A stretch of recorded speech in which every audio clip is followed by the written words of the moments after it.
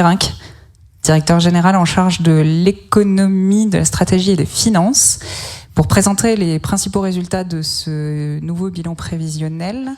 Je vous donne les modalités de fonctionnement pour les questions et la présentation. Nous sommes en ligne sur Teams et sur YouTube. Donc vous pouvez poser toutes vos questions sur Teams. Elles seront lues dans la salle par Mounia de l'équipe du service de presse. Je vous laisse préciser vos noms, prénoms et rédactions pour qu'on puisse savoir à quel titre et pour quelle rédaction vous posez cette question. Et pareil, la parole sera distribuée dans la salle et je vous laisserai aussi vous présenter nom, prénom et rédaction pour qu'on puisse vous répondre. Sur le déroulé de cette conférence, Xavier et Thomas vont d'abord, comme je vous le disais, présenter les principaux résultats. Et puis ensuite, on aura un temps de questions-réponses. La conférence de presse devrait se terminer un peu avant 11h30 peut-être, ce qui nous laissera du temps pour les échanges a posteriori, si certains d'entre vous sont intéressés. Voilà, je vous laisse la parole, messieurs. Merci Émilie. Bonjour à toutes, bonjour à tous. Ici dans la salle et en ligne connectée sur Teams. Nous vous présentons aujourd'hui le bilan prévisionnel 2025 qui met à jour et qui dessine les scénarios possibles pour le système électrique français jusqu'en 2035, sur 10 ans. Alors cette publication, vous allez le voir à l'écran, elle s'inscrit dans un cycle de réactualisation.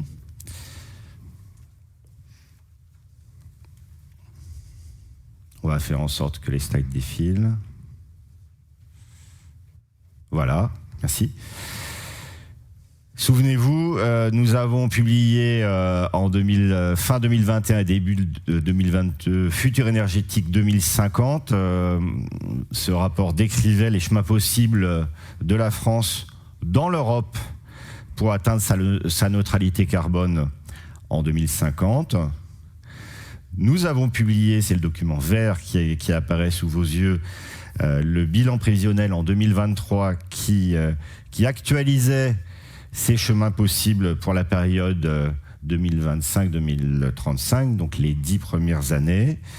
Nous en avons d'ailleurs tiré un plan d'investissement pour le réseau de transport d'électricité qui est actuellement en débat public, qui est organisé sous l'égide de la Commission nationale du débat public. Aujourd'hui, nous actualisons encore nos scénarios à 10 ans, donc nous allons nous projeter toujours à 2035.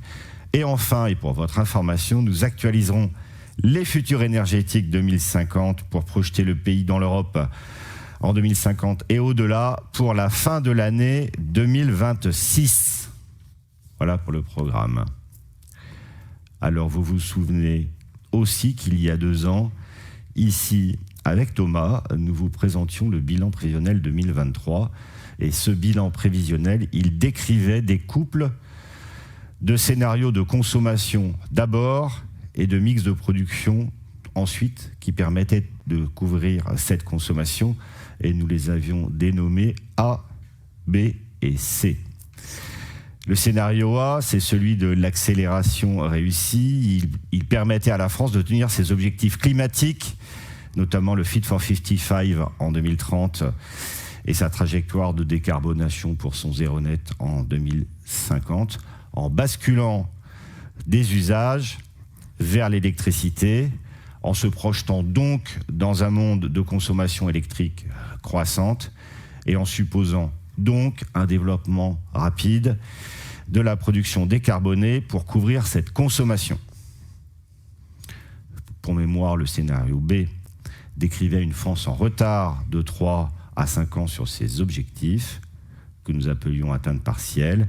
Et enfin, le scénario C était le monde de la mondialisation contrariée, liée au contexte géopolitique et macroéconomique en France, en Europe et dans le monde. Situation adverse, croissance modeste, faible bascule des usages vers l'électricité, donc consommation électrique nationale plutôt atone, et mix de production au développement nécessairement plus modeste. Alors, que s'est-il passé depuis 2023 ? Du côté de la consommation, d'abord, les impacts et les chocs exogènes, ainsi que leurs conséquences, qui sont parfois différées, nous placent aujourd'hui clairement dans les univers du scénario C, de la mondialisation contrariée. En revanche, pour la production, la France s'est engagée dans le scénario A, grâce à une meilleure disponibilité du parc nucléaire d'abord, et à l'accélération du développement des énergies renouvelables terrestres, notamment le solaire. On en reparlera, la France a installé 6 gigawatts de solaire en 2025. Vous voyez donc que les rythmes d'évolution de la consommation et ceux de la production ne sont pas alignés, et nous allons, dans cette conférence de presse, beaucoup parler de rythme. Alors, je veux aussi dire en introduction que rien de ce que nous allons dire aujourd'hui ne vient remettre en cause le cap de long terme qui a été fixé. S'électrifier ne signifie pas consommer davantage d'électricité pour le plaisir, à usage constant, mais bien de transférer des usages du pétrole et du gaz fossile, notamment vers l'électricité. Il s'agit de la grande bascule dont on a régulièrement parlé ici et dont nous vous parlions déjà en 2021 et en 2023. Nous confirmons aujourd'hui que cette stratégie engendre des bénéfices climatiques, mais aussi des gains économiques et aussi des gains en souveraineté rapides. Très concrètement, et vous le voyez sur la slide qui est projetée, réaliser cette bascule, c'est en 2035 une baisse de la part des énergies fossiles dans la consommation d'énergie du pays qui tendrait vers 30 à 35% contre 60% aujourd'hui. Cela aurait pour conséquence une hausse de la part de l'électricité dans la consommation d'énergie finale tendant vers 40 à 45%, alors que nous en sommes à 25% aujourd'hui. Surtout, cette stratégie serait synonyme d'une baisse de 500 TWh sur environ 1000 TWh d'import d'énergie fossile. Ce sont des chiffres 2024.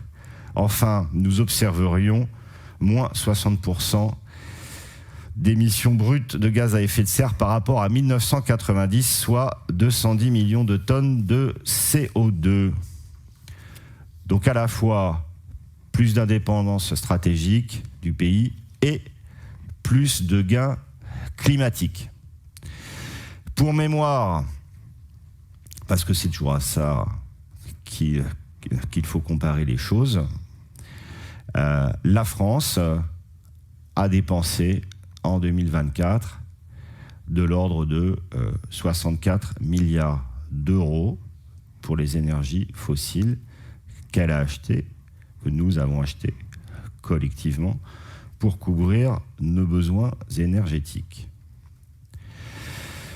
Alors je rappelle aussi que du côté de la production d'électricité, la France a pris une option pour permettre son électrification, celle de la faire reposer à moyen et à long terme sur 2 piliers. Le premier, le pilier du nucléaire, avec la prolongation des centrales existantes, mais aussi le lancement d'un programme pour le nouveau nucléaire, et sur les énergies renouvelables électriques, l'hydraulique, l'éolien offshore, l'éolien onshore et l'énergie solaire. Voilà. Alors, nous allons évoquer désormais la situation actuelle, et je vais vous dire qu'à court terme, et du point de vue du système électrique, la France s'est entrée dans un épisode de surcapacité transitoire d'électricité. La surcapacité, c'est un écart important entre la production et la consommation d'électricité qui nécessite des recalages. Vous voyez sur cette courbe la différence entre la courbe de production nationale qui est dessinée en rouge et celle de la consommation qui est dessinée en jaune, la courbe grise correspondant à la courbe de nos exports. Surcapacité, certes, mais il existe des leviers pour opérer un recalage. On y reviendra bien évidemment tout à l'heure avec Thomas. Cet épisode de surcapacité que vous voyez symbolisé à droite de ce graphique, il est désormais avéré pour 2 à 3 ans car il y a de l'inertie dans le système électrique, tant du développement et du rythme, donc d'installation des nouvelles capacités de production, que du côté du rythme de l'évolution de la consommation nationale. Alors cette capacité, elle signifie aussi de l'abondance. Et donc Thomas reviendra sur les effets positifs en ce moment de cette abondance. Alors je voudrais faire 2 remarques qui sont importantes à ce stade de l'exposé. La première, c'est que ce n'est pas du tout la première fois qu'un tel épisode de surcapacité ou d'abondance survient en France. En effet, dès la fin des années 80, vous le voyez, la France a connu des épisodes de surcapacité nucléaire, et ce jusqu'à la fin des années 2000. À ces différents moments, cette surcapacité a été résorbée grâce à la combinaison d'un certain nombre de leviers. Je vais citer, vous le voyez sur l'écran, la mise en place des heures pleines et des heures creuses, la modulation du parc nucléaire, ainsi qu'une politique volontariste d'exportation du nucléaire français, combinée à cette époque à une électrification des usages. Est venue ensuite, historiquement, l'éviction du fioul et du charbon du mix énergétique, ces moyens devenant moins compétitifs dans un univers de prix bas. Donc c'est déjà arrivé et nous l'avons géré. Je veux dire aussi que la France a traversé, et ça vous vous en souvenez puisqu'on en a beaucoup parlé ici, qu'on a traversé en 2022-2023 un épisode de sous-capacité, vous le voyez sur l'écran, c'est cette dent qui apparaît, un épisode de sous-capacité qui était la conséquence d'une triple crise énergétique. La première générée par le phénomène de corrosion sous contrainte qui est apparu sur une partie du parc nucléaire français. La deuxième générée par une sécheresse historique qui a mis à mal nos capacités hydroélectriques. Et à l'époque, des prix du gaz très élevés qui ont eu un impact considérable sur les prix de gros de l'électricité du fait de la guerre en Ukraine. Nous avons vécu des épisodes de surcapacité. Nous venons de sortir d'un épisode de sous-capacité.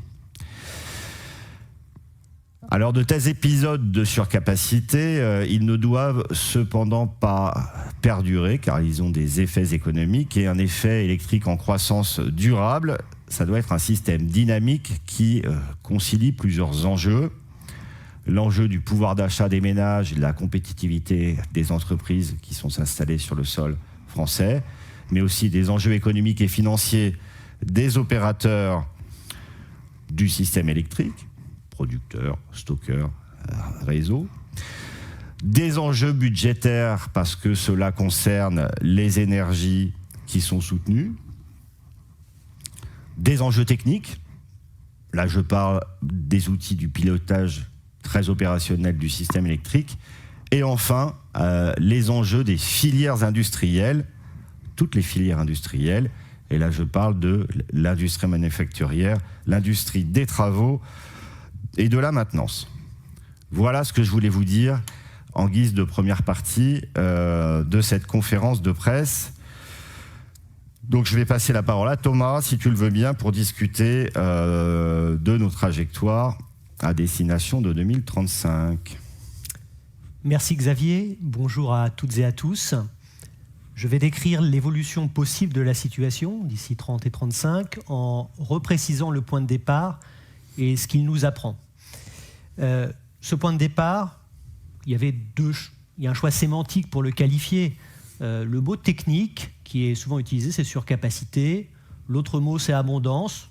En fait, quel que soit le terme qu'on emploie, c'est une réalité qui est que nous produisons plus d'électricité que nous n'en consommons, que ça date pas d'hier, hein, et que nous retrouver dans cette situation en 2025, ça n'allait pas de soi, il y a encore peu de temps, donc il ne faut pas avoir la mémoire courte, et s'arrêter un peu sur ce que ça nous dit de notre système électrique. Alors pourquoi on est dans cette situation ?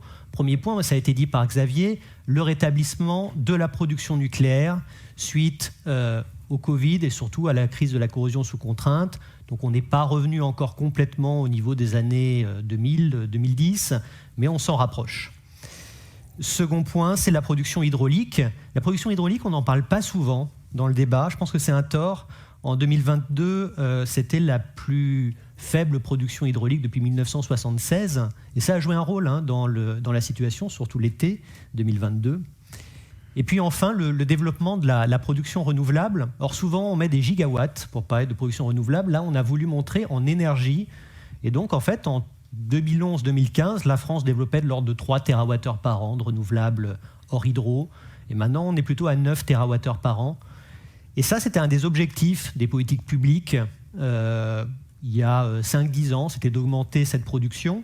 Donc aujourd'hui, on y est. Le potentiel de production bas carbone a été rétabli. Il évolue de manière conforme aux objectifs. Et donc ça répond à ce qui a été lancé par les pouvoirs publics. Côté consommation, ce n'est pas exactement le même paysage. La consommation est stable en 2025 encore par rapport à 2024. C'est déjà relativement stable par rapport à 2023, donc il y a des petites évolutions, mais elles ne sont pas significatives. Il y a toujours 2 effets. Le premier, c'est qu'il y a eu des baisses de consommation importantes au moment des crises. Crise du Covid, et puis crise énergétique au moment de la corrosion sous contrainte. Donc en fait, on est structurellement en dessous aujourd'hui du niveau de consommation pré-Covid. Et un certain nombre de ces effets semblent assez pérennes.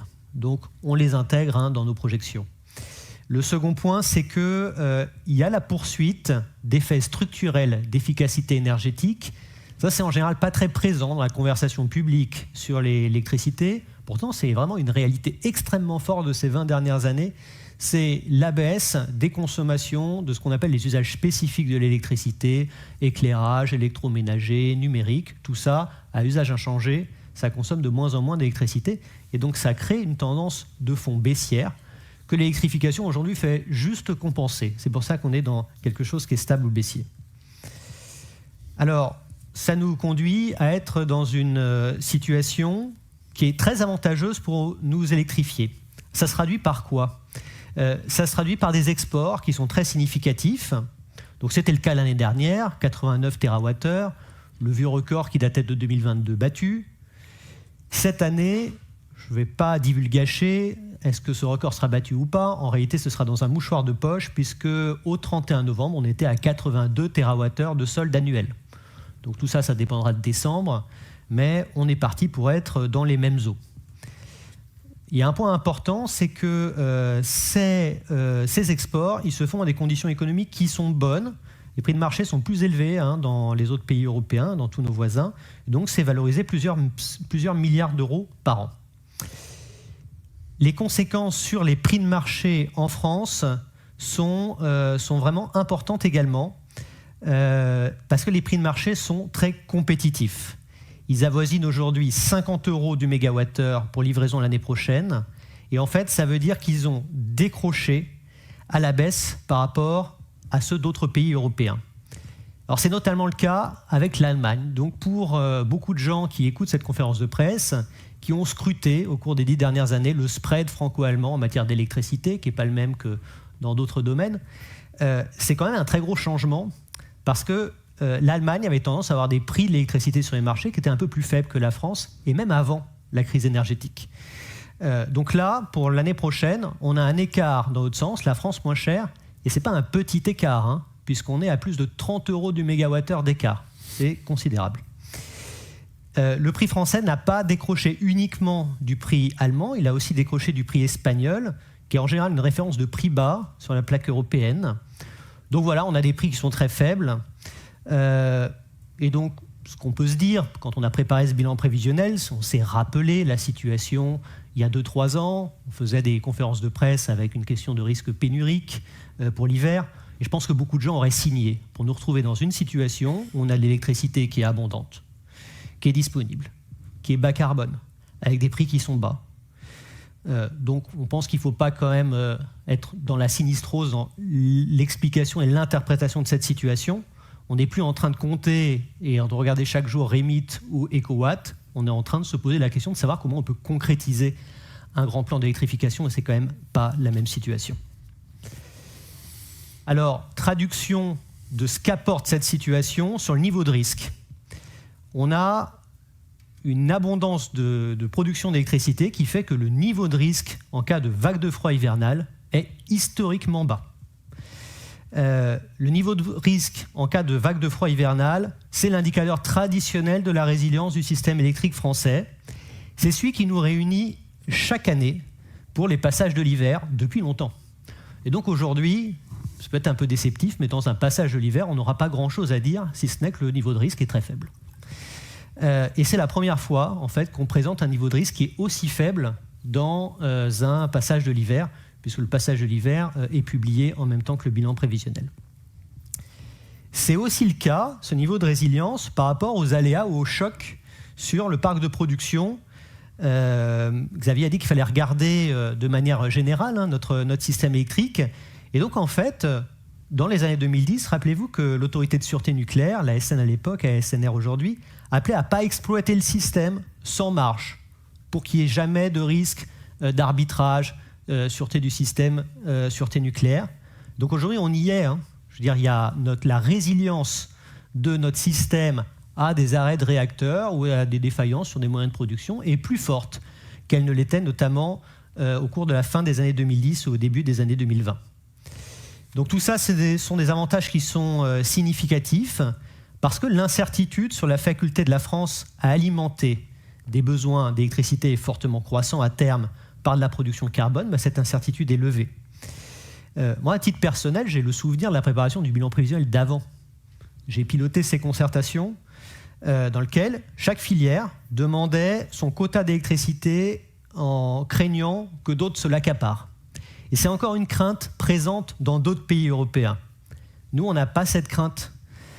On peut réussir à la fois à décarboner les différents types d'industries. Industrie manufacturière ou production d'hydrogène pour des carburants, pour l'aviation ou pour le maritime. Pour cela, en fait, il y a deux conditions pour réussir ce type de décarbonation. Il faut beaucoup d'électricité et des prix bas. Ce qui est exactement en fait, la situation dans laquelle on est. Il y a un second exemple de rivalité qui est souvent mentionné, et beaucoup dans la presse aujourd'hui, mais en parlant d'autres pays européens ou des États-Unis, c'est la rivalité entre l'industrie et les data centers. Alors là, en France, on n'a pas non plus ce problème de rivalité. C'est-à-dire qu'en fait, il est possible, dans les prochaines années, de réussir à la fois à décarboner les usages fossiles et d'avoir une implantation de centres de données en France qui contribuera à la souveraineté numérique et qui fera également en sorte que ces data centers soient positionnés dans des pays qui ont de l'électricité bas carbone. C'est quand même un impact environnemental très significatif. Bilan, c'est quand même une situation avec beaucoup d'atouts, électricité bas carbone abondante, prix bas, réseau non saturé. Donc quand on reçoit un certain nombre d'opérateurs européens qui viennent en France, ils trouvent que c'est une situation qui est assez enviable vis-à-vis de certains pays. Et donc ça nous semblait important d'en parler aujourd'hui et de dire ce que cette situation pouvait nous apporter et notamment de la perspective qu'elle offre pour concrétiser un plan d'électrification. Dans le bilan prévisionnel, on regarde pour 2030-2035 deux grandes trajectoires d'évolution de la consommation qu'on a appelées décarbonation rapide ou décarbonation lente. Décarbonation rapide, Xavier l'a mentionné, c'est l'actualisation du scénario A du dernier bilan prévisionnel. C'est un scénario qui nous permet de tenir nos engagements climatiques et nos ambitions d'industrialisation. C'est un scénario qui est sur le chemin de la neutralité carbone en 2050. C'est un scénario dans lequel la part de l'industrie manufacturière dans le PIB cesse de baisser et croît très légèrement. C'est aussi un scénario où on accroît la souveraineté numérique parce qu'on a plus de centres de données localisés en France. Du point de vue macroéconomique, l'hypothèse de PIB sous-jacente est de l'ordre d'une croissance de 1,1% par an. Le chemin de la décarbonation lente, c'est un chemin dans lequel il ne se passe pas rien. Il y a bien de l'électrification, mais c'est moins fort et c'est plus tard. En 2030, dans cette trajectoire-là, on retrouve juste le niveau de consommation d'avant le Covid. Et on est sur un scénario où, dans l'ensemble, les hypothèses de croissance économique sont différentes. La part de l'industrie manufacturière dans le PIB continue légèrement de baisser, et la croissance générale de la France est plutôt de l'ordre de 0,6% par an. Alors, qu'est-ce qu'on peut dire sur ces différentes trajectoires ? Déjà, on peut dire que ce n'est plus uniquement une question de prospective ou de projection qui se joue. Dans ce bilan prévisionnel, nous avons réalisé un travail qui est inédit, qui est de croiser les trajectoires de consommation avec des projets qui disposent de droits d'accès au réseau. Vous allez me dire pourquoi on fait maintenant ce travail ? C'est parce qu'il y a 5 ans, il n'y avait pas de projet, ou très peu. Il y a 5 ans, quand on parlait d'électrification ou de réindustrialisation, c'était beaucoup des perspectives, c'était du souhaitable.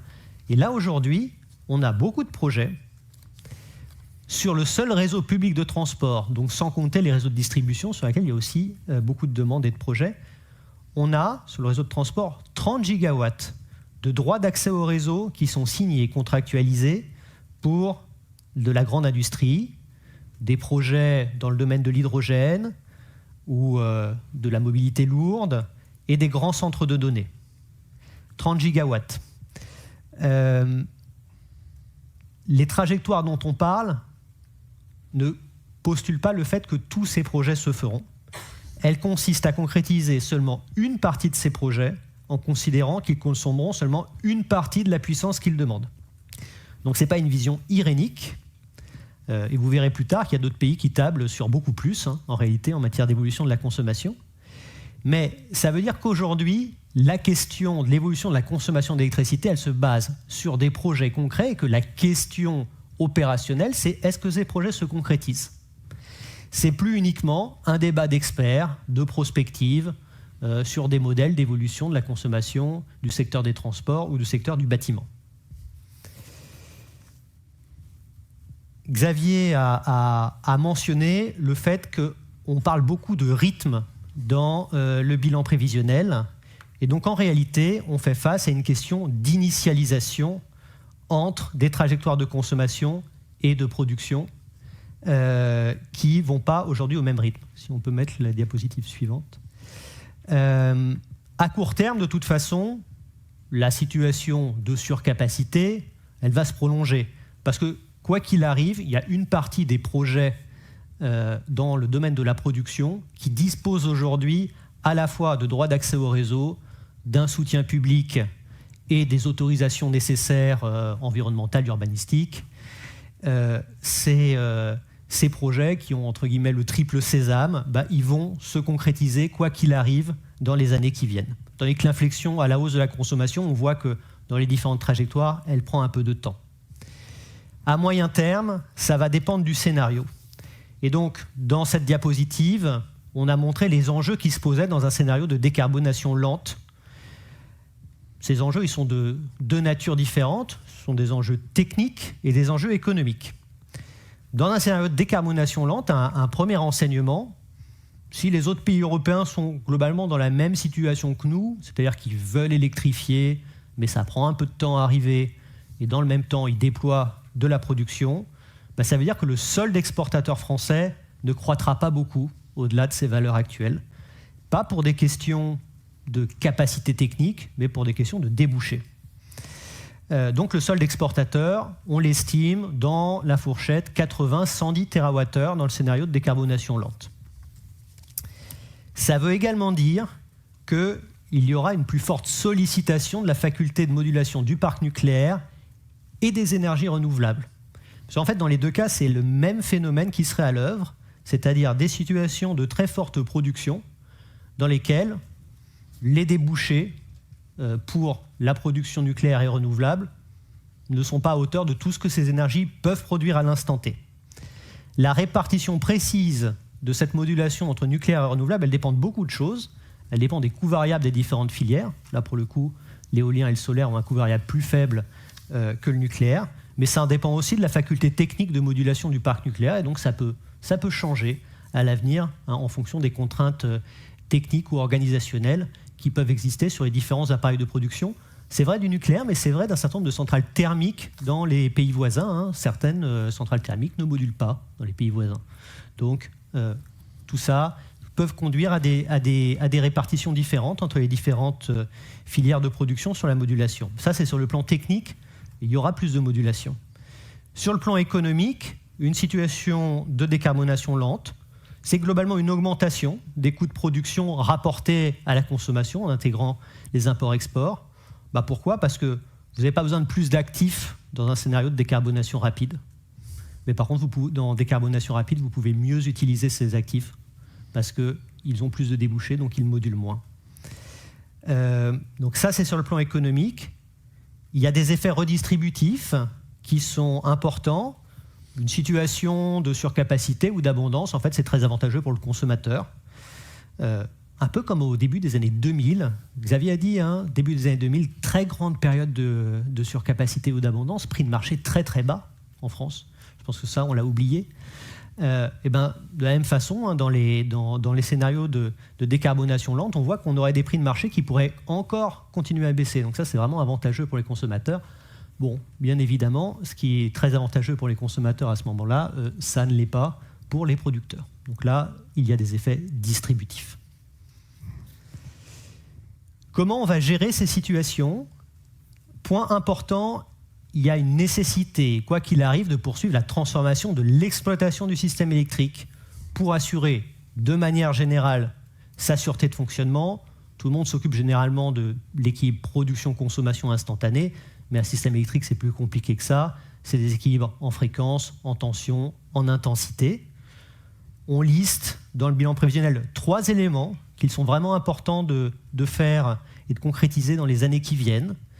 La première chose, c'est de faire en sorte de bien contrôler les écrêtements ou la modulation du renouvelable pour faire en sorte que toutes les installations ne s'arrêtent pas la même minute, parce que ça fait des décrochés de production qui sont très difficiles à suivre pour la dynamique du système. Et donc, il y a un dispositif de coordination de la dynamique d'arrêt-reprise qu'il faut mettre en œuvre. Donc ça, c'est le premier élément technique qu'il faut sécuriser. Le deuxième élément technique, c'est qu'il faudra pouvoir agir sur un gisement d'énergie renouvelable plus important qu'aujourd'hui pour faire de l'équilibre temps réel du système. Aujourd'hui, on va dire que la limite est en général fixée à 10 MW. Il y a même une disposition législative qui mentionne ce 10 MW. Dans nos études, on voit qu'il faudra étendre le besoin de faire moduler ces centrales à des installations de plus petite taille qui pourraient aller jusqu'à 1 MW. Et puis, le troisième point, c'est de poursuivre les investissements pour maîtriser la tension. Donc, ce sont des investissements dans le réseau, mais ce sont aussi de nouvelles règles techniques qui régissent l'interface entre RTE et les producteurs, quelle que soit leur nature. Donc ça, c'est ce qui va se passer sur l'exploitation du système. Et bien sûr, ça a des conséquences sur toutes les composantes.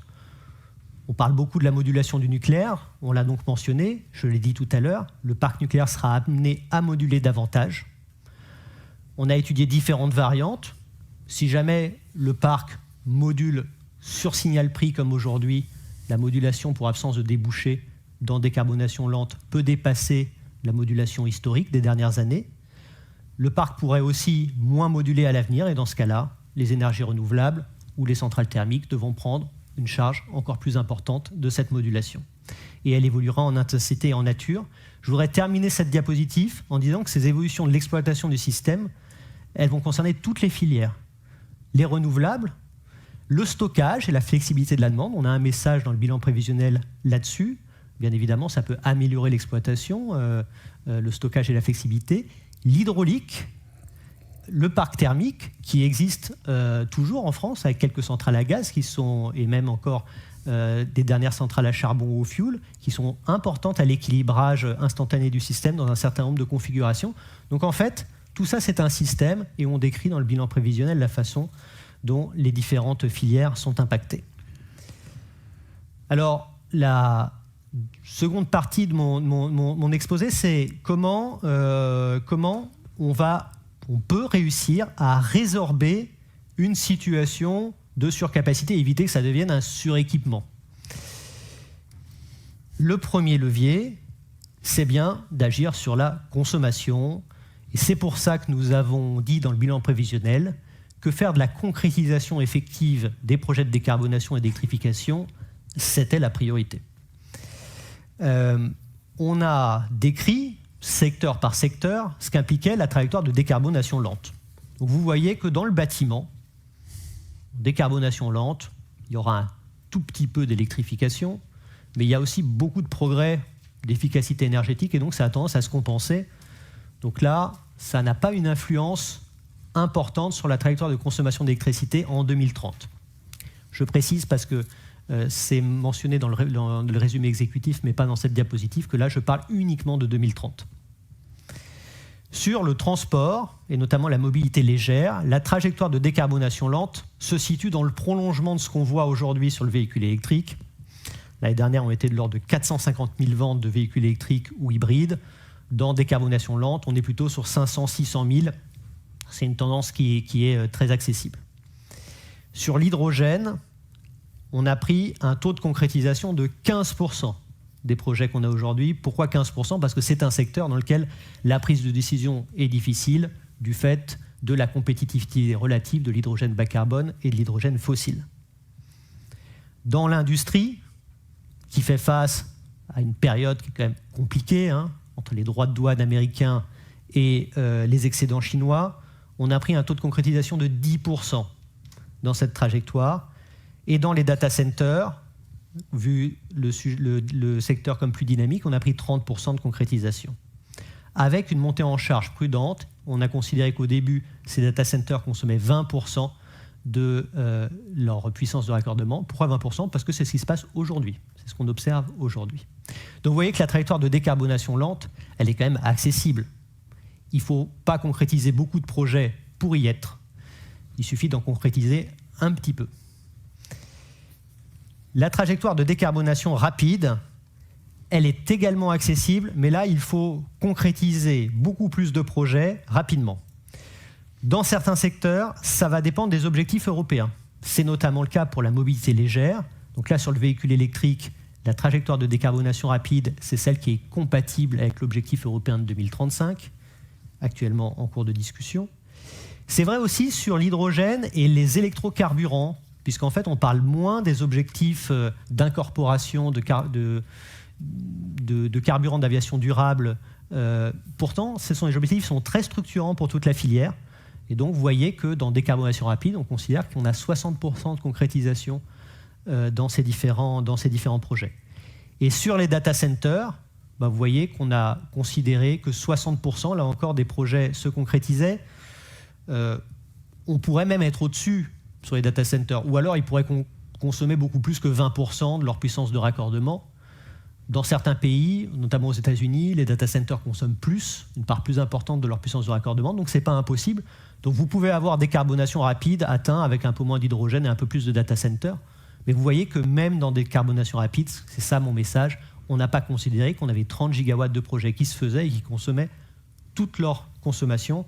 On a cherché à être réaliste.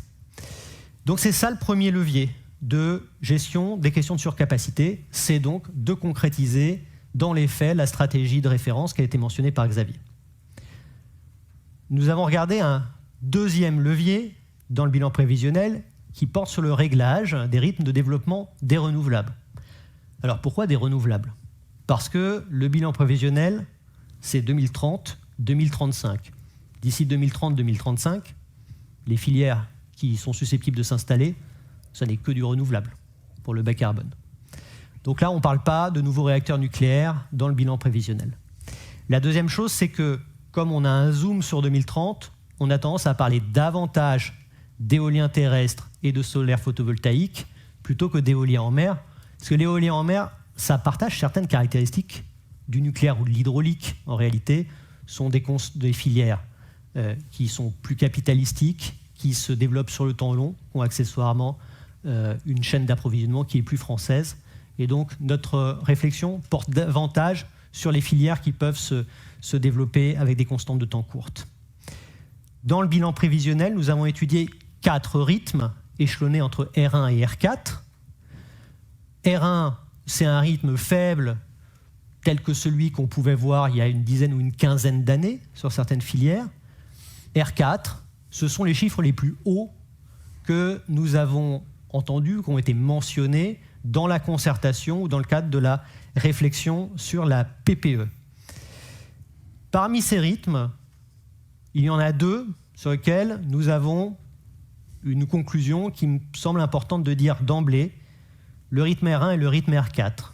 Le rythme R1, il est insuffisant pour alimenter les besoins d'une trajectoire de décarbonation rapide à l'horizon 2035. Dit autrement, dans R1, on retombe sur les problèmes de résilience, de crainte de la pénurie, si on arrive à décarboner rapidement.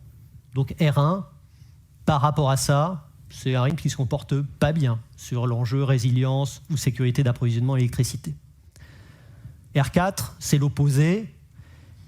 Lui, il est facteur de surcoût qui sont significatifs dans une trajectoire de décarbonation lente, notamment à l'horizon 2030. Donc R4 n'a pas de sujet de disponibilité de l'électricité, puisqu'on rajoute de l'offre. En revanche, il nous conduit ou il nous conduirait à des questions de suréquipement. Et donc R1 et R4, par rapport à ces deux grands indicateurs, se comportent pas extrêmement bien. Pour le reste, on a tout chiffré dans le bilan prévisionnel, comme on le fait à chaque fois. On a comparé l'efficacité de ces leviers de production et de ces leviers de consommation, et on a un résultat qui est assez clair. Ce résultat, c'est qu'il est beaucoup plus efficace de réussir à électrifier que de réguler le rythme de déploiement de la production, par exemple en passant de R3 à R2, mais on a à peu près le même résultat en passant de R2 à R1. Pour étudier cette comparaison, on a regardé quelques indicateurs. Le coût complet du système rapporté à la consommation, on l'a déjà dit, pour nous c'est vraiment le juge de paix de la compétitivité des choix. Et si vous passez de décarbonation lente à décarbonation rapide, vous faites baisser ce coût de 7 € du mégawattheure. Si vous passez de R3 à R2, vous faites baisser ce coût aussi, mais de 2 € du mégawattheure. Donc, à l'échelle du système, on a ce résultat. Et puis si on fait un zoom sur la modulation des renouvelables ou la modulation du nucléaire, là je parle uniquement de la modulation du nucléaire pour absence de débouchés, on a des impacts qui peuvent être assez importants. Passer de lent à rapide, c'est baisser d'environ 3 TWh la modulation des renouvelables, et baisser d'une trentaine de TWh la modulation du nucléaire. Donc vous voyez qu'en fait, c'est très efficace comme levier, et c'est ça qui explique le résultat qu'on a sur les coûts complets du système, parce qu'en fait, dans un scénario de décarbonation rapide, tout simplement, on utilise de manière très efficace les outils bas carbone qui ont été développés, que ce soit le nucléaire ou les énergies renouvelables, qui tous sont des filières à coût fixe, à capex important et à coût variable nul ou faible. Donc voilà la perspective et voilà les résultats techniques que nous avons. Vous pourrez retrouver tout ça dans les chapitres détaillés. Je finirai mon propos en parlant d'Europe avec un double principe, principe de réalité et principe de prudence sur les résultats. Principe de réalité parce qu'en fait le système français est aujourd'hui très largement interconnecté. On sait que ça offre à notre pays une grande résilience en matière de sécurité d'approvisionnement. L'hiver 22-23 l'a prouvé. On sait que ça crée des bénéfices économiques directs pour nos exportations. C'est plusieurs milliards d'euros par an, quand même, ces exports. Et on voit que ça date d'il y a assez longtemps. Je pense que c'est tout l'intérêt d'avoir essayé de dézoomer, de ne pas regarder le temps très court, mais d'avoir fait commencer notre perspective en 1970. Donc, le système français est largement interconnecté. Il était interconnecté avant les marchés et il offre des débouchés et il offre de la sécurité d'approvisionnement. Mais dans le même temps, il fait que les débouchés de chaque filière, que ce soit les filières allemandes, françaises, britanniques, espagnoles, italiennes, dépendent du choix de chacun. Et donc ça influe beaucoup sur les débouchés de la production et de la production bas carbone. Donc dans cette diapositive, on a voulu vous montrer ce que faisaient les voisins. On a pris 3 pays, 2 membres de l'Union européenne, 1 non-membre de l'Union européenne. Et qu'est-ce qu'on peut voir ? La première chose, c'est qu'ils ont des prévisions de consommation nettement plus haussières que les nôtres. Nettement plus haussières. Ça nous permet aussi de relativiser un certain nombre de hausses de consommation qui sont annoncées en France, que ce soit en Allemagne, au Royaume-Uni ou en Espagne. on parle de trajectoires extrêmement haussières qui vont des fois jusqu'au quasi-doublement de la consommation d'électricité projetée en un peu plus de 10 ans. La deuxième chose, c'est qu'ils déploient beaucoup plus d'énergie renouvelable que nous. Donc le débat allemand, c'est de savoir si on reste à 15 gigawatts par an de croissance du solaire ou si on va à 20 gigawatts par an. Vous voyez que ce n'est pas du tout les mêmes proportions que le débat français. Ça est aussi le cas, par exemple, sur l'éolien en mer au Royaume-Uni. On parle de quantités qui sont très, très importantes. Et donc, forcément, ça a un impact. La façon dont ces pays vont réussir ou pas à infléchir leur trajectoire de consommation d'électricité, dont ils vont continuer ou pas à développer des énergies renouvelables à ce rythme-là, ça influe sur le débouché de toutes les filières. J'insiste, les nôtres, mais les leurs également. Les leurs également. Les nôtres étant très bien, généralement, positionnés dans l'ordre de mérite technico-économique européen. Mais ça implique quand même qu'aux bornes de la France, les chiffres dont on parle, sur le solde exportateur, sur les débouchés, peuvent très fortement varier en fonction de ce qui se passe en Europe. On a plus ou moins 50 TWh. Vous voyez, vous pouvez avoir des scénarios de décarbonation très lents en France si les autres pays se décarbonent de manière très rapide. Il n'y aura pas vraiment de sujet de débouché. En revanche, si jamais dans les autres pays, vous avez des excédents de production qui sont très importants, bien évidemment, ces excédents s'adressent aux mêmes débouchés que la production bas carbone française, qu'elle soit nucléaire, hydraulique ou éolienne et solaire. Voilà ce que je voulais dire sur la partie européenne. Merci Thomas. Je vais reprendre la parole pour la fin de cet exposé. Vous avez vu que nous avions évoqué le levier de ralentissement du rythme d'installation des énergies renouvelables terrestres dans les leviers possibles. Je veux vous dire que le levier de ce ralentissement des énergies renouvelables, notamment du petit solaire, a vocation à être manié avec proportionnalité, déjà parce que l'industrie déteste les stop and go. Détester les stop and go, ça vaut pour toutes les filières industrielles, qu'elles appartiennent au secteur énergétique ou pas, et dans le monde de l'énergie, ça vaut pour le nucléaire, l'hydroélectricité, la filière des réseaux, celle des énergies renouvelables, celle avec des S, et celle du stockage. Et ces éventuels ralentissements ou réglages temporaires ne doivent pas mettre en péril ces filières industrielles des énergies renouvelables, en tout cas certaines d'entre elles, car elles sont en train de relocaliser une partie de leur industrie manufacturière sur le sol européen et sur le sol français. Il y a des exemples sur le stockage, il y a des exemples sur le solaire, il y a d'autres exemples, notamment pour l'éolien offshore. Il s'agit donc aussi d'une question de production de valeur sur notre sol, de notre croissance et d'emplois industriels et de souveraineté pour la France. Et surtout, ce que je veux dire, c'est que ces filières, elles sont précieuses pour l'avenir, à moyen terme, quand il faudra avoir la capacité de déployer davantage et d'accélérer. Et c'est une transition en guise de conclusion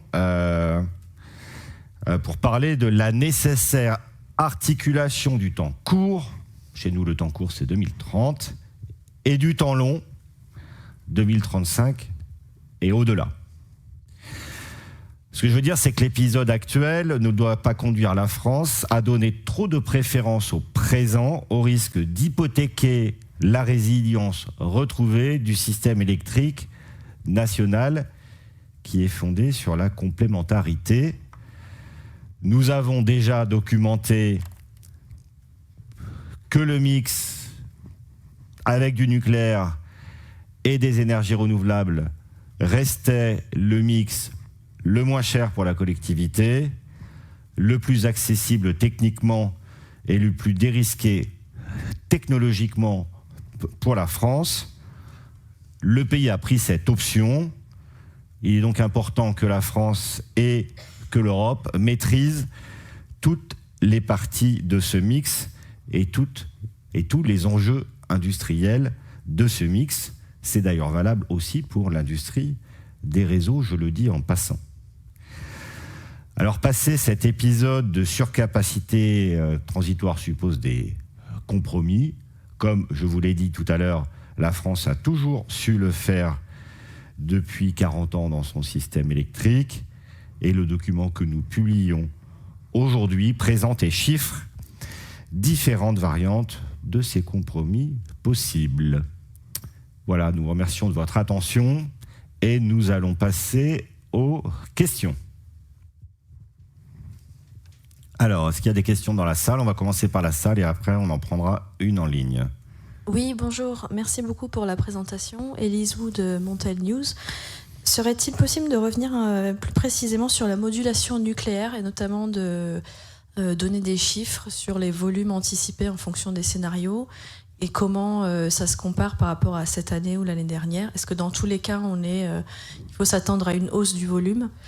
Et qu'avez-vous à dire sur les interrogations au niveau de l'impact que peut avoir cette pratique sur les réacteurs nucléaires, qui est interrogée par EDF notamment ? Merci.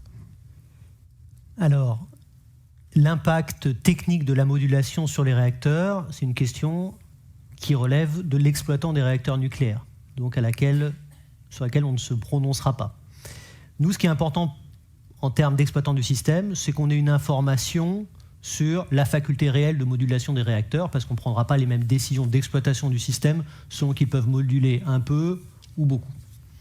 Sur les chiffres, vous trouverez tout dans le rapport technique et les chapitres détaillés qui seront diffusés à partir de demain.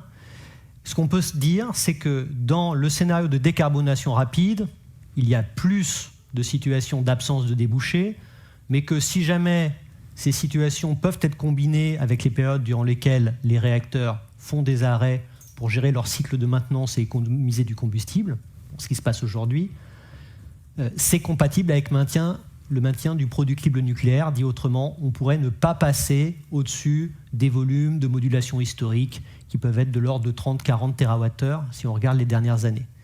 Si on est dans un scénario de décarbonation lente, alors on dépasserait au cours des prochaines années ces chiffres-là.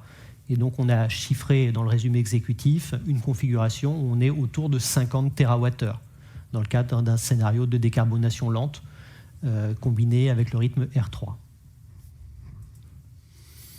Alors, je vais prendre une question, la première de Claire Ecardi d'Europe Énergie, que je vais vous lire. Que recouvrent les enjeux de la filière industrielle, entre parenthèses, des renouvelables ? Alors, c'est moi qui ai prononcé ce mot, donc je vais le détailler. Par filière, on entend les compétences et les entreprises qui sont impliquées dans l'ingénierie, la construction manufacturière, donc les équipements, les entreprises d'installation et de travaux, ainsi que celles qui s'occupent de l'exploitation et de la maintenance. Donc, c'est l'ensemble du secteur industriel. Ça existe dans le nucléaire, ça existe dans les réseaux, ça existe aussi dans chaque sous-secteur industriel des ENR. Et quand on parle de filière industrielle et d'européanisation des filières industrielles, c'est de cela dont nous parlons. Voilà pour la précision de ce que veut dire filière industrielle. Il y a une notion verticale là-dedans, ça va de celui qui commande à celui qui réalise et qui équipe. Alors, du coup, il y avait une question de madame, et puis je note qu'il y en a deux à gauche. Bonjour, merci. Donc, Aline Brachet pour AEF Info. Est-ce que vous partagez l'avis du haut-commissaire à l'énergie atomique rendu au gouvernement en juillet qui montrait que le solaire pouvait devenir des actifs échoués à court et moyen terme et que dans tous les cas on ne serait pas pris de court par une hausse de la consommation si cela devait advenir. Est-ce que c'est des conclusions que vous pouvez partager et si oui, dans quel scénario et à quelle échéance ? Merci. Nous, on n'a pas été impliqués dans les travaux du haut-commissaire à l'énergie atomique, donc simplement je vais vous répondre avec ce que nous faisons. Nous avons la capacité de modéliser le système électrique à chaque heure de l'année pendant plusieurs années, et on le fait quand on fait un bilan prévisionnel à 2035, on le fait aussi quand on fait Futur Énergique en 2050. Donc nous, ce que nous disons, ce que nous présentons comme trajectoire et comme impact économique, ce sont des trajectoires qui sont testées et qui garantissent toute la sécurité d'approvisionnement. Donc moi, je ne peux commenter que les modèles que nous connaissons, et en fait les modèles que nous connaissons dans leur intimité, ce sont les nôtres. En fait, je confirme ce que nous avons dit. On n'est pas dans un monde de coûts totalement échoué. Des actifs de production qui s'installent sur le territoire par nature ont vocation à produire a fortiori lorsqu'ils ont un coût marginal d'exploitation nul.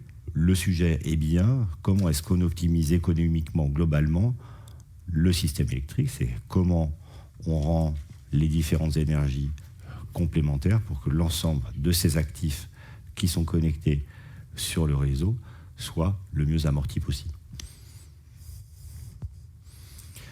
Madame, et après je prends une question écrite si ça vous convient. Oui, bonjour, Juliette Rénal pour la Tribune.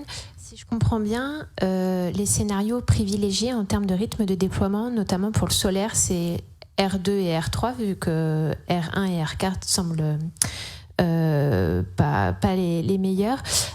Du coup, comment on arrive à un rythme de déploiement de 2,5 gigawatts par an ou de 3,5 gigawatts par an, compte tenu de tous les projets qui sont déjà dans le pipe, qui ont ce triple sésame? Ça veut dire que, est-ce qu'il faut couper la machine à signer de nouveaux contrats maintenant, ou est-ce que c'est pas nécessaire? Alors, la façon dont on peut réguler le rythme d'installation de toute forme d'énergie, c'est une question qui renvoie sur les modes de soutien public. Donc, en tant que tel, le bilan prévisionnel, il s'exprime pas là-dessus. Donc, c'est le gouvernement qui dira comment on fait ça. Mais quand même, 2 points. La première chose, c'est que on entend des chiffres très très différents sur les files d'attente, etc. On a, à l'issue d'un travail impliquant le gouvernement, le régulateur et l'EDIS, on regarde les projets solaires qui bénéficient de ce que j'ai appelé le triple sésame, c'est de l'ordre de 10 gigawatts. Donc voilà, 10 gigawatts, ça fait un peu moins de 2 ans de déploiement au rythme actuel. La deuxième chose, c'est qu'on a tendance toujours à se focaliser sur l'immédiat, donc 2024-2025. Je rappelle que ce sont les 2 plus grandes années de déploiement du solaire, et que si on fait des moyennes un peu plus longues, on n'était pas sur un rythme sur 5 ans de 5 ou 6 gigawatts par an.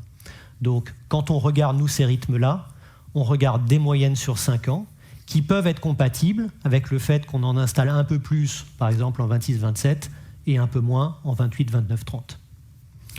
J'ajoute, madame, qu'on n'a pas privilégié un scénario. Nous avons posé 4 rythmes et objectivé les avantages et les inconvénients de chacun.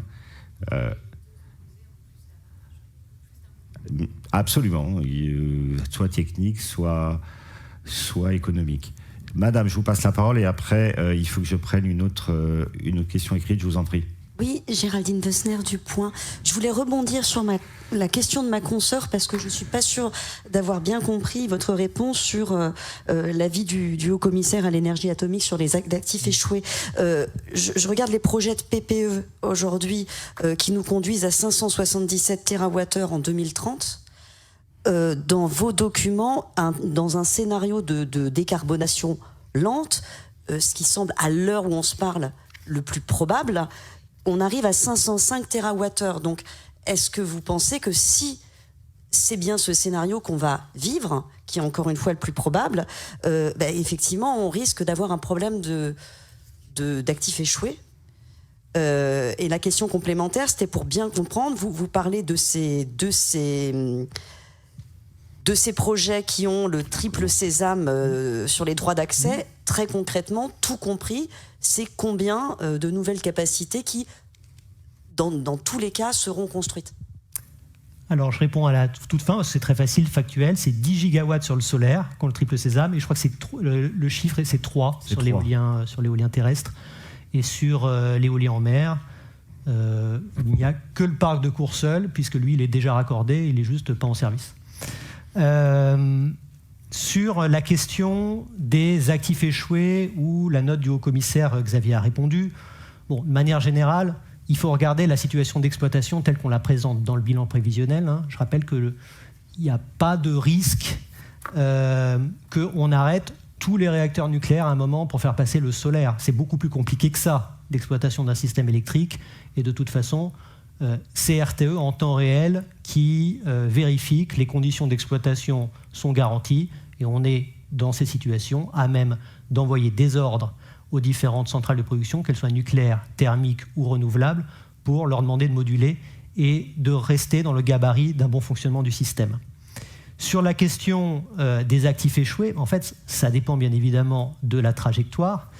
Je me permets de dire que la question de savoir quel est le scénario le plus probable, c'est il y a une évolution rapide des différents intervenants sur ce sujet.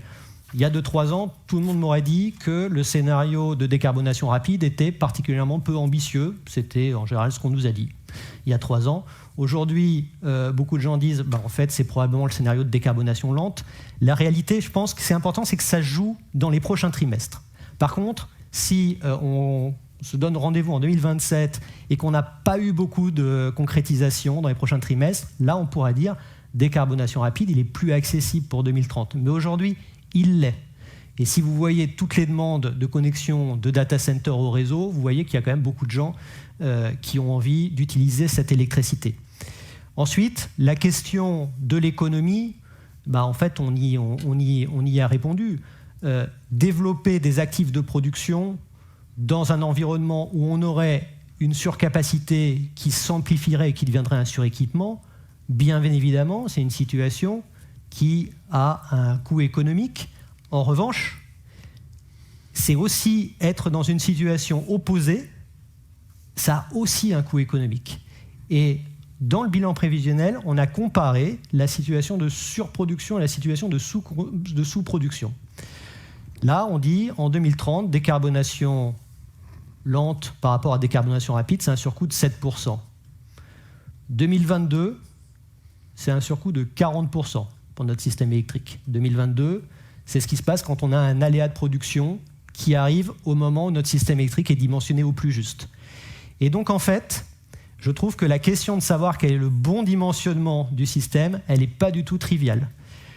Ce qu'on dit dans le bilan prévisionnel, vous comprendrez notre ligne, c'est avoir un peu de surcapacité tant qu'on est en situation d'exporter, ce n'est pas du tout une difficulté, c'est même plutôt une force.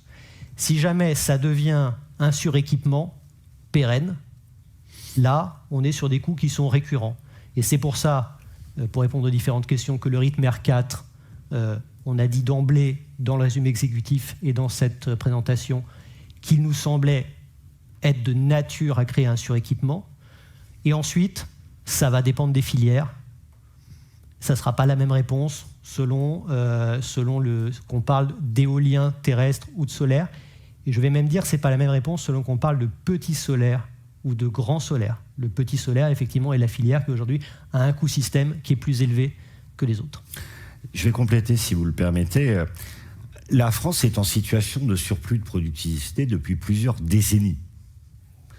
Elle est structurellement en surplus et ça ne pose aucun problème. Il s'avère que lorsqu'on est dans une situation de surplus, on peut rencontrer des moments de surcapacité. C'est ces moments où le surplus devient trop important. Je redis que le surplus, structurellement, ça nous amène de la résilience, des prix de gros plutôt bas et des exports massifs, ce qui reste bon pour la balance du commerce extérieur. Ce que nous disons aujourd'hui, pour le redire, si on parle d'amortissement d'actifs, c'est que le levier le plus efficace de très loin, parce qu'en fait il est 3 fois plus efficace, le levier le plus efficace pour bien amortir des actifs de production qui sont en développement, c'est de s'électrifier. Et c'est 3 fois plus efficace économiquement sur le coût complet du système que de baisser des rythmes de NR terrestre, qui reste un levier tout à fait activable dès lors qu'il est fait dans des bonnes proportions, et on l'a démontré. Voilà. On pourrait d'ailleurs faire les deux. Mais il y a une différence entre du réglage et de l'arrêt. Alors, je vais prendre une question en ligne. Stéphane Signoret nous demande si la France est dans une situation si avantageuse pour électrifier, pourquoi cela ne marche-t-il pas ? Alors, c'est une excellente question qui dépasse le fonctionnement du système électrique, mais je vais tenter d'y répondre. La question de l'énergie pour l'industrialisation et pour l'électrification, c'est une question nécessaire, mais pas suffisante. C'est une question nécessaire parce qu'il faut une électricité abondante. C'est le cas en ce moment. Il faut que cette électricité soit très décarbonée. En France, c'est structurellement le cas et c'est de plus en plus le cas. Il faut de la connexion réseau et c'est le cas. Donc tout ça crée en ce moment un univers électrique propice, donc une condition, un signal à ce que ces investissements se réalisent. Mais l'accès à l'énergie et au réseau n'est pas la seule condition pour une entreprise pour investir sur le territoire français. Bien sûr, il y a des questions d'études, de permitting, de foncier, de visibilité économique et fiscale. Tout ça joue et bien évidemment, ce n'est pas à nous de départir les causes d'un manque d'investissement ici ou là. Je veux quand même redire que 30 gigawatts, donc 30 000 mégawatts de puissance d'industriels qui veulent une connexion, donc qui voudraient soutirer de l'électricité sur le réseau français essentiellement d'ici 2030, c'est du jamais vu et c'est absolument considérable. L'enjeu maintenant, c'est de profiter de cette dynamique pour que ça se transforme en véritable usine, que ce soit des usines de production manufacturière ou des usines à données. Xavier, je me permets d'ajouter une chose, parce que quand on a préparé le bilan prévisionnel, on s'est aussi aperçu d'un point, c'est que quand on avait fait les précédents, en fait, ces projets n'existaient pas. Et donc, c'est ça aussi qui explique pourquoi ils ne se concrétisent pas. En fait, il y a 5 ans, on parlait d'électrification, c'était un thème générique. Il y avait quelques projets, quand même, ceux qui, aujourd'hui, se sont connectés au réseau. Une gigafactory qui fonctionne, par exemple, dans le nord de la France, qui est aujourd'hui connectée. Donc il y a 5 ans, le projet existait. Mais pour beaucoup, ces projets n'existaient tout simplement pas. Et c'est ça qui est différent. C'est qu'aujourd'hui, quand on parle de 30 gigawatts avec 170 projets dans la grande industrie, ça c'est un acquis, je ne vais même pas dire des 5 dernières années, c'est plutôt un acquis des 3 dernières années. C'est tout ce qui s'est monté à la suite des réflexions sur l'énergie depuis 2019-2020. On va prendre une question dans la salle s'il y en a. Alors, ceux qui n'ont pas posé de questions, monsieur. Bonjour, merci. Jacopo Polandi de Green Univers. Je voulais juste savoir si tout ce dont on a parlé maintenant a un effet sur votre programme d'investissement, le SDDR. Et je vois passer des défenseurs de renouvelables, je pense plutôt, qui proposent de mettre des centrales nucléaires sous cocon comme solution pour la surcapacité. Est-ce que c'est quelque chose qui est faisable, qui aurait du sens selon vous ? Merci. Tu prends l'investissement ? Oui.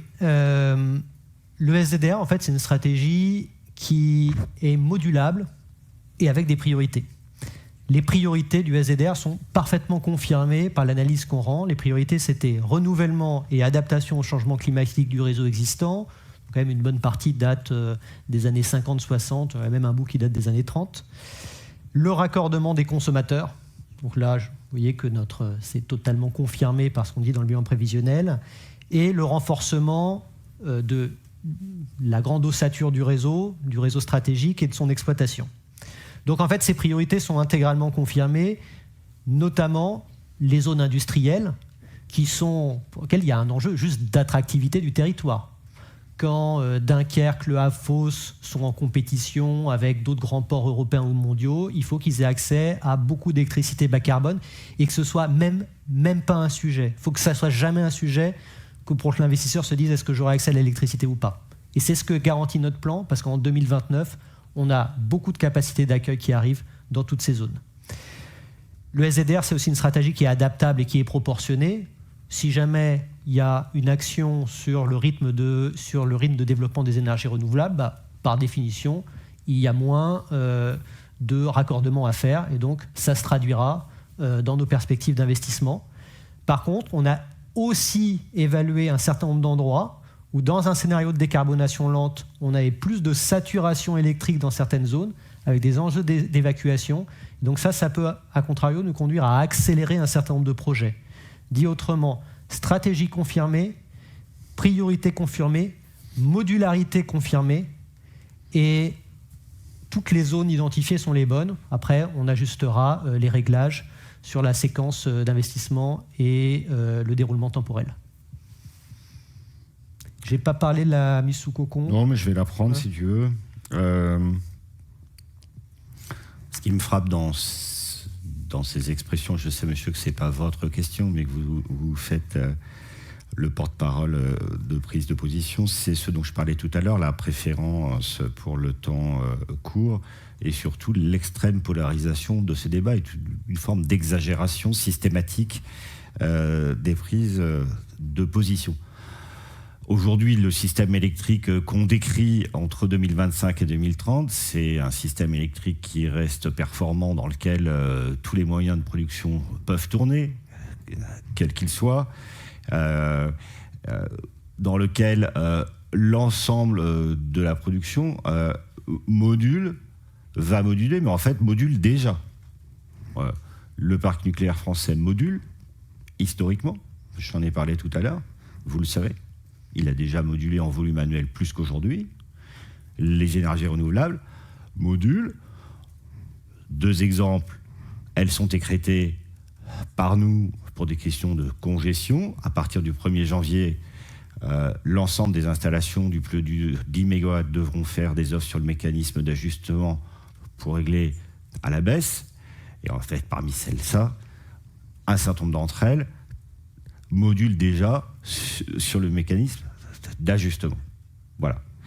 Donc on est dans un monde de réglage. On ne peut pas être dans un monde de mise sous cocon.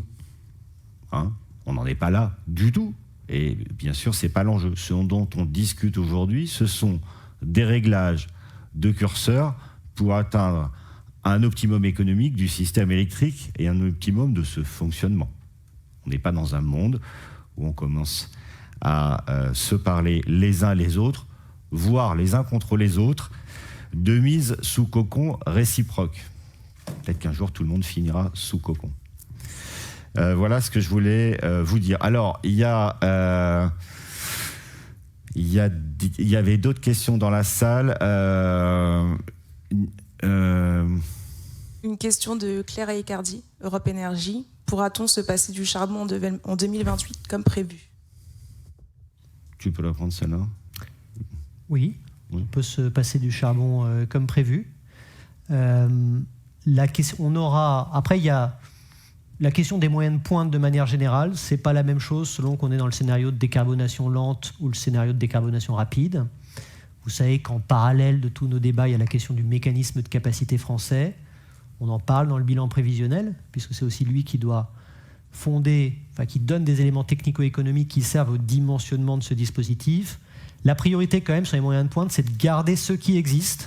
Bon, ça peut être les centrales à gaz, ça peut être des centrales qui se convertissent, qui changent de combustible, biomasse ou gaz, ou ce sont les turbines de combustion existantes. Et puis si on est dans un scénario de décarbonation rapide, nos conclusions du bilan prévisionnel 2023 sont inchangées. Il y aura besoin à terme de nouveaux moyens de pointe. On parle de petites quantités, mais il faut quand même l'avoir en tête. On prend une question dans la salle. De ceux qui n'ont pas posé de questions, madame, vous aviez levé la main. Oui, Marine Godelier de La Tribune. Vous avez parlé tout à l'heure d'effets structurels de l'efficacité énergétique qui crée une tendance de fond baissière. Est-ce que les hypothèses ont évolué sur ce sujet de l'efficacité énergétique ? Est-ce que vous avez chiffré ça ? Alors, est-ce qu'on l'a chiffré ? Oui. Est-ce que les hypothèses ont évolué ? Pas particulièrement. Je commence à avoir un peu d'historique sur ces bilans prévisionnels. Je rappelle qu'en 2017, lorsque nous avons présenté des trajectoires stables ou baissières de consommation d'électricité et qu'une partie des commentateurs nous ont dit que bien évidemment c'était faux et que la consommation augmenterait, on avait déjà dit que le phénomène dimensionnant pour expliquer la consommation d'électricité sur le passé et probablement sur les 5-10 prochaines années, c'était la prégnance des effets d'économie d'énergie, d'efficacité énergétique, par contre, dans les usages existants de l'électricité. Alors, ce sont des petits objets, plus personne n'y fait attention, mais le bascule, par exemple, à l'éclairage LED, je crois que c'est 10 TWh d'économie. Le fait que votre électroménager soit aujourd'hui généralement de classe A, A+, etc. Quand on va dans les magasins, on voit bien que leur classe énergétique s'est améliorée. Ce sont des térawattheures en moins. Et on a aussi des effets qui commencent à se voir de l'efficacité énergétique dans le bâtiment. On a en fait des consommations en période de froid qui sont moins importantes. Ça peut vouloir dire que les bâtiments sont mieux isolés, ou ça peut vouloir dire qu'un certain nombre de ménages ont remplacé leurs radiateurs des années 80-90 par des solutions de chauffage qui sont plus performantes. Il y a eu de la substitution radiateur-pompe à chaleur dans des maisons individuelles, mais il y a eu aussi des changements de radiateurs. Mais bon, c'est certain que celui que vous pouvez acheter aujourd'hui est en général plus performant que celui des années 80-90. On va prendre une question en ligne d'Aurélie Barbeau de l'usine Nouvelle qui nous dit: RTE est-il en mesure de raccorder tous les projets de décarbonation dans le pipe à court terme, et combien dès 2026 pour être dans la décarbonation rapide? Alors, je suppose que vous parlez de ces 30 gigawatts. Ces 30 gigawatts ne demandent pas à être tous raccordés en 2026. Ce qui se passe, c'est qu'en fait, quand un industriel, s'il a un contrat d'accès au réseau de transport d'électricité, on convient d'un coût, puisque tout ça est une infrastructure, mais d'un délai. En fait, c'est un délai contractuel. Donc, en fait, il ne s'agit pas d'un pipe duquel on extrait tout ce qu'on peut faire le plus vite possible chaque année, mais bien de la réalisation des contrats qui sont donc signés entre l'industriel et nous. Donc oui, aujourd'hui, nous n'avons pas de retard sur les raccordements de ces industriels, mais ce que je veux dire, c'est qu'aujourd'hui, les industriels qui prennent leurs décisions d'investissement, dans les 30 gigawatts, il n'y en a pas eu beaucoup. Hein. Donc en fait, malheureusement, la question d'être à l'heure pour le réseau ne se pose pas, puisque aujourd'hui, on a beaucoup de contrats d'accès réseau, 30 gigawatts, mais dans ces 30 gigawatts, que quelques gigawatts d'industriels qui vraiment ont pris leur décision d'investissement, c'est en fait qui commencent leurs travaux de manière opérationnelle. Date à laquelle nous-mêmes, nous commençons nos propres travaux physiquement pour que ces industriels soient raccordés, bien évidemment, dans les bons délais. Et en fait, l'enjeu dont on parlait tout à l'heure, il est là. Hein ?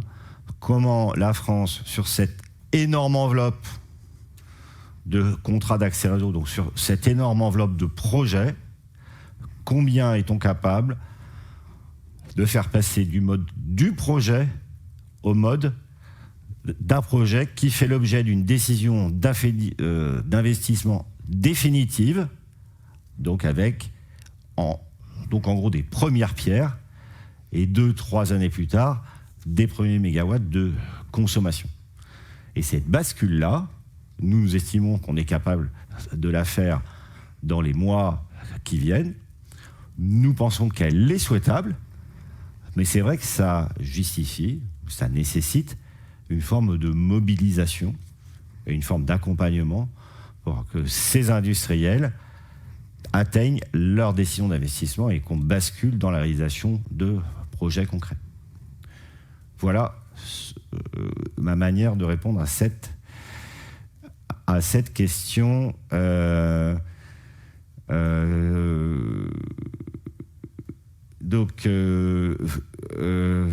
Forest Crélin nous dit: craint-on que de nombreux centres de données en attente de raccordement au réseau ne soient pas construits, ce qui entraînerait des prévisions de demande trop élevées?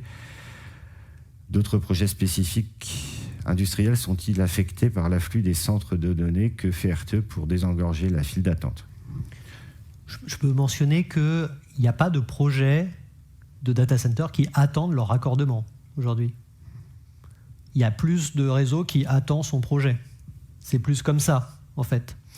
On a beaucoup de droits d'accès au réseau qui sont contractualisés, et L'objectif, pour nous, c'est plutôt une question de bonne identification des projets qui ont les plus de chances de se faire que de faculté à raccorder. La faculté à raccorder beaucoup, on l'a. En revanche, les informations précises sur les projets qui ont le plus de chances de se réaliser dans les temps, on a plus de difficultés à les avoir. Alors, parce que des fois, il y a deux catégories. Il peut y avoir des projets qu'on appelle, j'en ai déjà parlé ici le 13 février, les projets zombies ou fantômes, qui sont des projets qui en réalité n'avancent pas, mais qui prennent quand même de la place de raccordement. Pour ces projets-là, il y a un remède identifié que Xavier a mentionné, il me semble, tout à l'heure, c'est le fait de pouvoir pouvoir prioriser par rapport à eux d'autres projets qui seraient plus matures.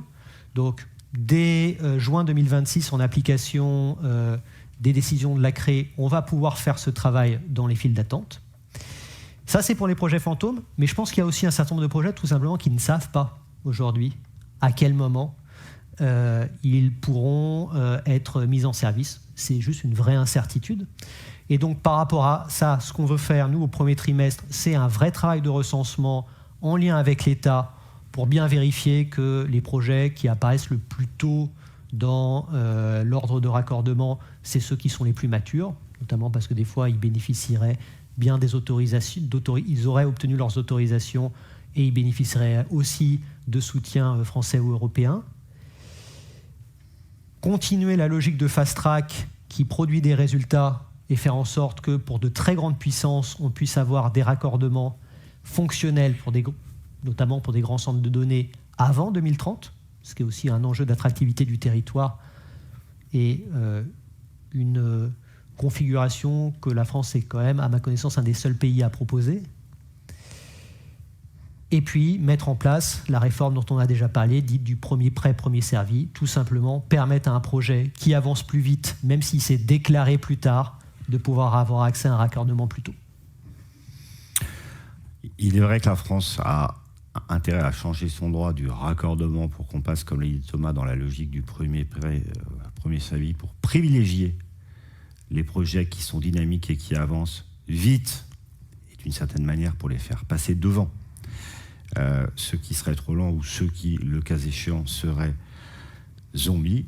Mais j'insiste, aujourd'hui, il n'y a pas de projet d'investissement industriel, qu'il s'agisse d'un centre de données ou pas, qui aurait l'intention de prendre sa décision d'investissement et qui attend son raccordement. Ça n'existe pas.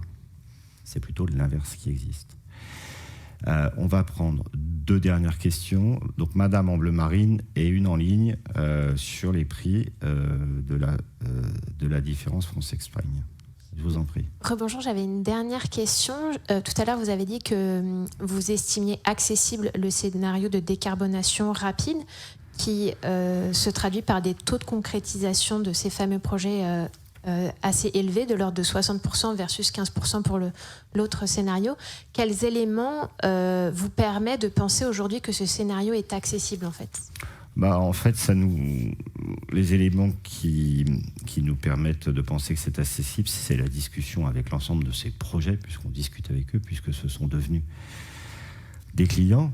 J'ajoute qu'il ne faut pas être impressionné par les 60% de taux de concrétisation, parce que ça peut vous sembler beaucoup, mais nous avons pris des hypothèses de niveau de consommation qui sont plutôt très conservatrices.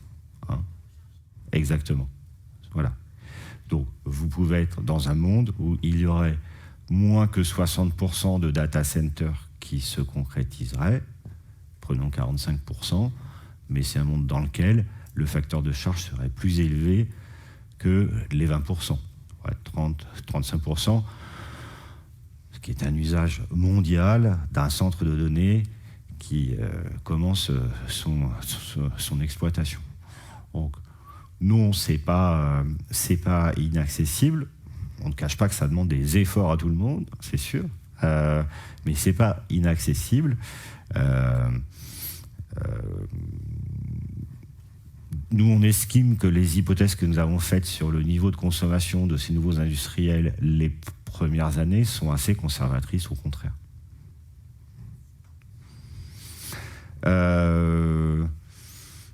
Peut-on finir sur une question Europe, sur les découpages France-Espagne ? Est-ce que tu veux la prendre, Thomas, s'il te plaît ? Alors, quelle est la question? Le découplage du prix français-espagnol est très marquant. Pouvez-vous nous donner quelques éléments sur cette différence? Quels écarts? Et est-ce en permanence ou par moment? Alors, quand j'ai mentionné le découplage, j'ai parlé des prix forward. Donc, on parle bien d'un ruban pour approvisionnement les années suivantes. Donc, c'est la traduction de la perception par les marchés de l'électricité, du fait que la France aura beaucoup de production d'électricité en 2026 par rapport à une demande qui ne croîtra pas. C'est ça qui explique la situation. L'Espagne a aussi un parc de production renouvelable fort, mais nous, on a renouvelable plus nucléaire, donc on a cette situation de prix bas encore plus que l'Espagne, et c'est ce qui explique ce découplage. Ça se traduit aujourd'hui par le fait que souvent la France exporte vers l'Espagne, alors que si on regarde ces dernières années, elle avait plutôt tendance à importer. Voilà, écoutez, nous devons nous arrêter, il est 11h passé de quelques minutes. Merci infiniment de votre présence, de votre attention, de vos questions. Je précise que le résumé exécutif est en ligne sur notre site internet depuis ce matin, 9h30. Merci de votre attention et bonne journée à toutes et à tous. Merci.